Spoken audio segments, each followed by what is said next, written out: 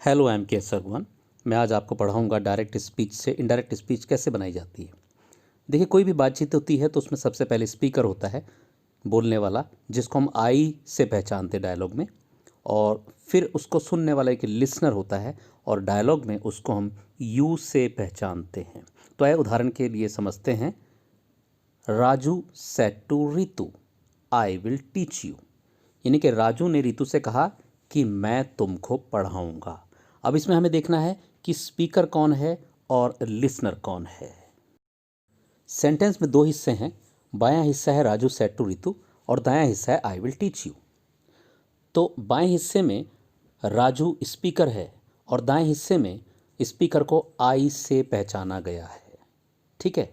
उसी तरह से लिसनर है बाएं हिस्से में रितु और दाईं तरफ उसको लिसनर को यू से पहचाना गया है।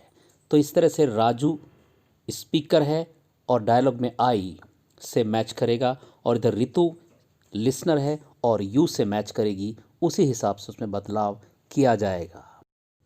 बाएं और दाएं वाक्यों को जोड़ने के लिए हम देख रहे हैं ध्यान से, इसमें कॉमा और दो इन्वर्टेड कॉमास भी बने हुए हैं।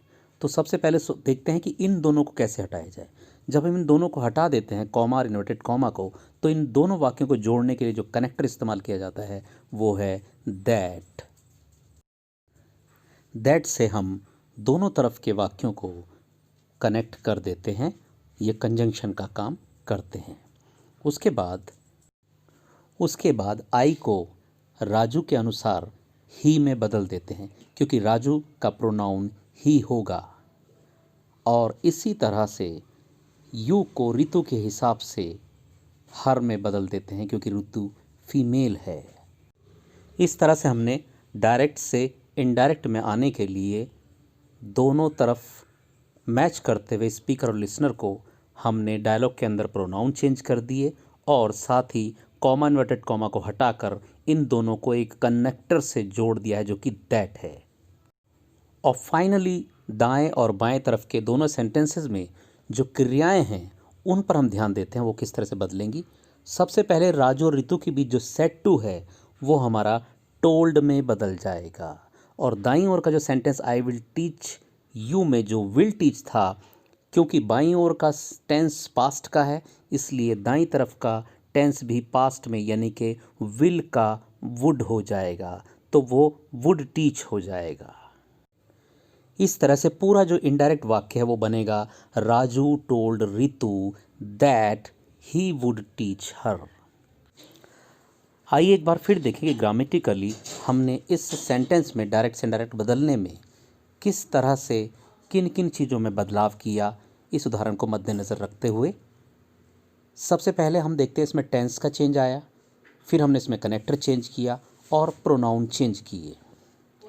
यानी तीन तरह से हमने इस सेंटेंस में डायरेक्ट से इनडायरेक्ट बदलते हुए चेंजेस यानी बदलाव किए। वो इस तरह से थे। पहला बदलाव जो हमने टेंस में किया, यानी सेड टू को टोल्ड में बदला और दाईं तरफ विल को वुड में बदला। दूसरे नंबर पर हमने कनेक्टर चेंज किया। हमने कॉमा और इन्वर्टेड कॉमास को हटाकर उसके बदले में दैट कंजक्शन यानी कि कनेक्टर से सेंटेंस को जोड़ा। और तीसरी चीज़ जो हमने चेंज की, हमने लिसनर और स्पीकर के हिसाब से, आई स्पीकर होता है और यू लिसनर होता है, तो स्पीकर हमारा राजू है, हमने आई को राजू के हिसाब से ही में चेंज किया। और यू हमारा लिसनर होता है, तो उधर लिसनर हमारी ऋतु है, तो ऋतु के हिसाब से फीमेल को हर ऑब्जेक्ट में चेंज किया। आइए अब हम डिटेल में जानते हैं कि डायरेक्ट से इनडायरेक्ट बदलते हुए जो डायलॉग के अंदर फ़र्क आता है, उसके टेंसेस में चेंजेस आते हैं, वो किस तरह से होते हैं। देखिए, यदि हमारा स्पीकर और लिसनर पास्ट में बात करते हैं तो हमारे डायलॉग के सारे सेंटेंसेस एक स्टेप पास्ट में चले जाएंगे। यानी कि जैसे हम उदाहरण के लिए देखते हैं, लिस्ट में जो इज़ारएम हमारे हैं, इज़ारएम आईडी है, वो पास्ट में वाज वर में बदल जाते हैं। यदि वो आईडी वाज वर में ही डायलॉग में आई हों तो उन वाज वर को हम हैड बीन में बदल देते हैं। यदि हमारे पास डायलॉग में हैज़ हैव आया हो तो हम उसको पास्ट में हैड में बदल देते हैं। और यदि हमारा डायलॉग्स के अंदर विल कैन में इस तरह की मॉडल्स आई हों, जो कि हम जानते ही हैं, तो उनको हम बदल कर पास्ट में वुड, कुड या माइट कर देते हैं। यदि हमारे पास डायलॉग के अंदर फर्स्ट फॉर्म प्रेजेंट में एक्शन आया हो तो हम उसको पास्ट में यानी कि इनडायरेक्ट बनाते हुए सेकंड फॉर्म में चेंज करते हैं।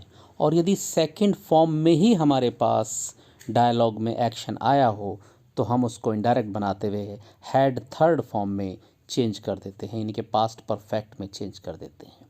तो इस तरह से आज हमने सीखा कि एक उदाहरण को मॉडल बनाकर ध्यान से देखते हुए हमने सीखा कि किस तरह से हम डायरेक्ट को इनडायरेक्ट में बदलते हैं और उसमें किस किस तरह के बदलाव आते हैं। आप ध्यान से इस वीडियो को बार बार देखें और इस एग्ज़ाम्पल को समझें।